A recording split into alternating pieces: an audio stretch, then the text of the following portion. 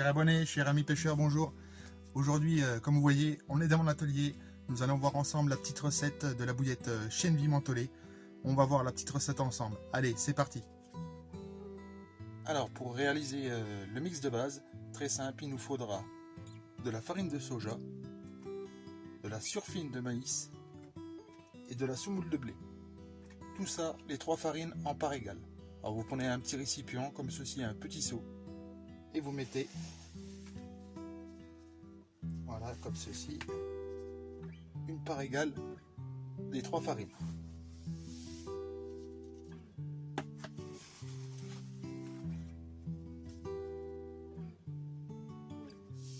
Voilà.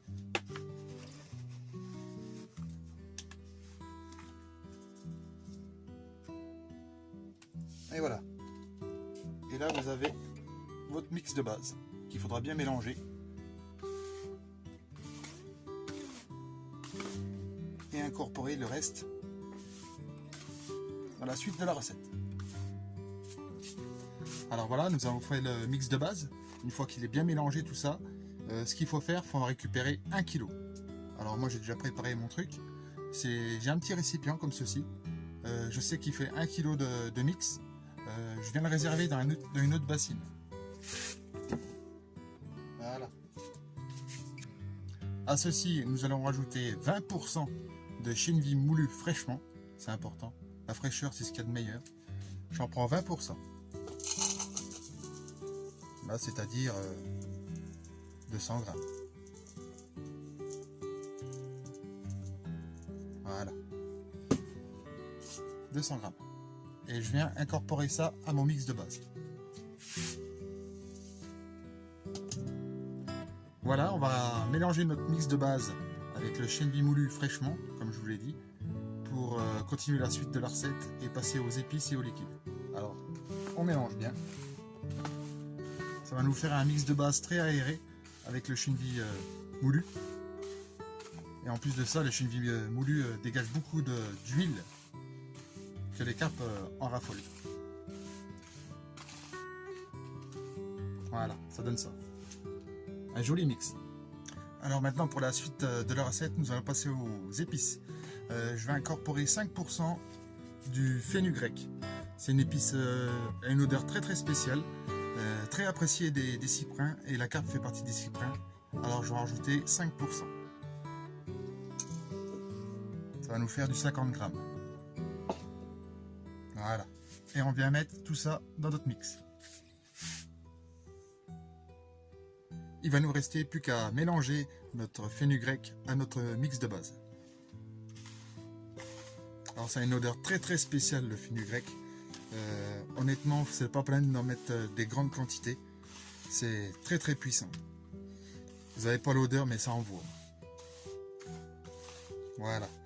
Maintenant, on va passer à la suite de la recette.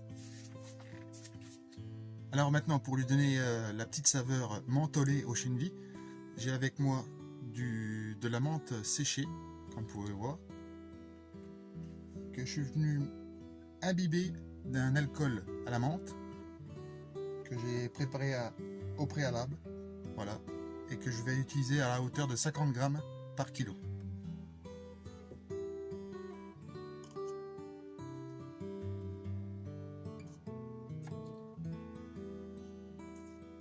Maintenant, nous allons attaquer la partie liquide.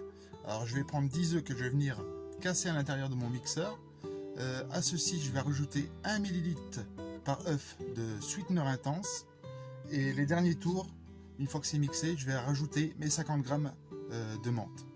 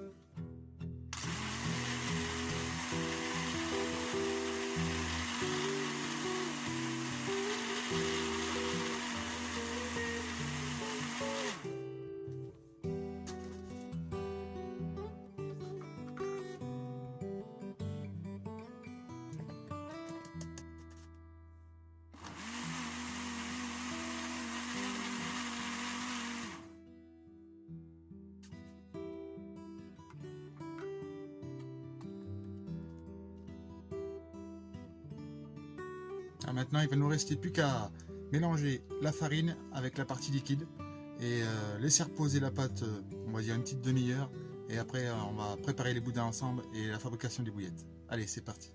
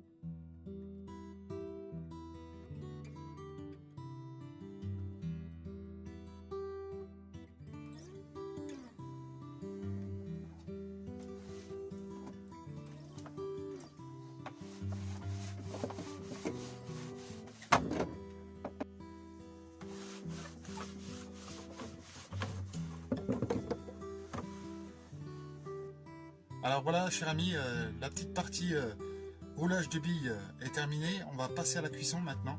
Je réalise une cuisson à la vapeur parce que j'ai un sweetener qui est à base d'alcool.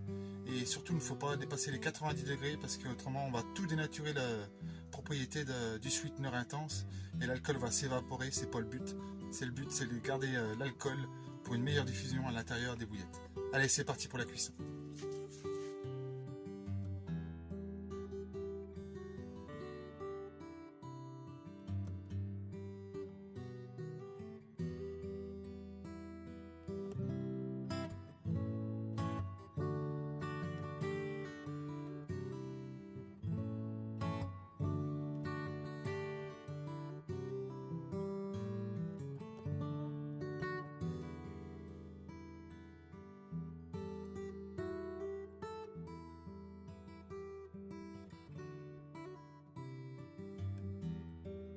Et voilà, nous avons fini la cuisson des bouillettes chène vie mentholée.